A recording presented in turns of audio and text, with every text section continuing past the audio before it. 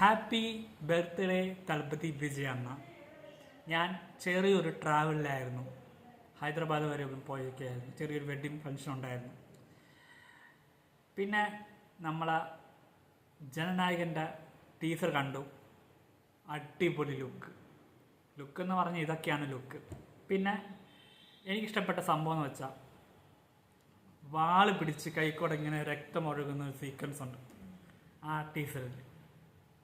ഗംഭീരം, ഉഗ്രൻ. എന്താ പറയുക, ഒന്നും പറയാനില്ല.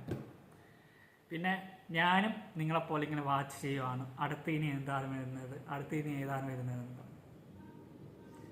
അപ്പം 2026 ജനുവരിയിൽ നമ്മൾ അണ്ണൻ്റെ പടം ഇങ്ങോട്ട് എത്തുകയാണ് 9-ാം തീയതി.